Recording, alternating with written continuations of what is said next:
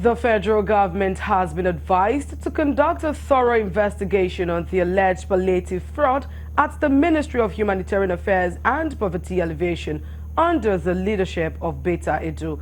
A cross-section of Nigerians who spoke with Galaxy TV News in Abuja applauded the step taken by the president on the suspension of the embattled minister, whose predecessor, Shadia Farouk, is coincidentally presently being probed by the FCC. Correspondent Kunle Ojo filed in details in this report. This is not the best time for the embattled Minister of Humanitarian Affairs, Beta Edu, over the alleged looting of 44 billion naira National Social Investment Program Agency NSIPA fund, including the 585.2 million naira audaciously diverted by her to a private account. Although the Accountant General, in a statement issued over the weekend, said the request was rejected, the minister has seen rising protests and calls for her removal and prosecution. In a letter allegedly signed by the humanitarian minister, she allegedly instructed the Accountant General of the Federation, Oluwatoyin Maiden, to transfer the sum to the account of one Onyelu Bridget as grants for vulnerable groups in 4 states. Nigerians described the unfolding drama as a national embarrassment and another challenge for anti-graft agencies in the country. Bola Ahmed Tinubu should do something about this act of this minister, honestly.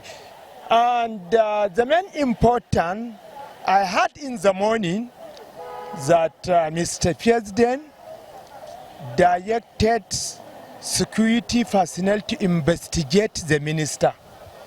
But to my own understanding, it's not issue of investigation. The way Mr. President suspend Halima, this minister also shall be suspended. And if later found that she is innocent, she will go back to her seat. Let her come out and speak first. Definitely justice will be done over her. What I want is let this investigation go properly. Let this investigation go properly so that the whole Nigeria will see, and we cannot continue always in one place. Thank God with the kind of administration we have. Documents emanated reveals the memo issued by the embattled minister showed that she had demanded the payment of flight tickets and sundry expenses to her and the staff in the ministry for their trip to Kogi State, which has no airport. The government at the center on Sunday came out strong with the determination to investigate the incident. As of the time of this report, President Bola Tinubu has directed the EFCC chairman Ola Olukoyede to conduct a thorough investigation into all aspects of the financial transaction involving the Federal Ministry of Humanitarian Affairs and Poverty Alleviation, as well as one or more agencies thereunder. Avenue to siphon Nigerian money. So as far as I'm concerned, that ministry is not necessary. They should put them under the presidency if they have to create them to monitor their expenditure and all of that. There's no moral justification for it at all. There's no justification at all. All these ministries should be scrapped. That is all I can say. One is for the government to take proactive action to clear the doubts of Nigerians that they are ready to eradicate corruption in the land, because this is the first step. But let the investigation carry out first. But I know the woman is a very nice woman. This is Bola Tinubu, not the provincial administration. He followed the process.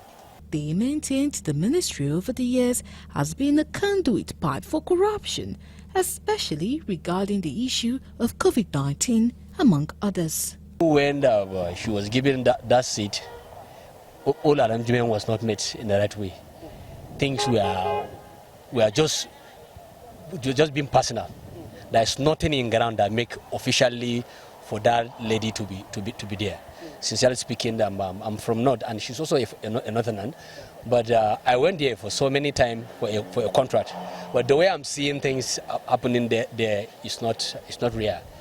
The money that is for the masses and for the vulnerable people, especially those in northeast and some parts of the nation that need help of the government. And unfortunately, the Honorable Minister of Humanitarian take the money, put the money into a private account. Incidentally, the Economic and Financial Crimes Commission (EFCC) is presently probing Edu's predecessor, Sadiya Farouk, over alleged laundering of 37.1 billion naira during her tenure as a minister under the administration of ex-President Muhammadu Buhari.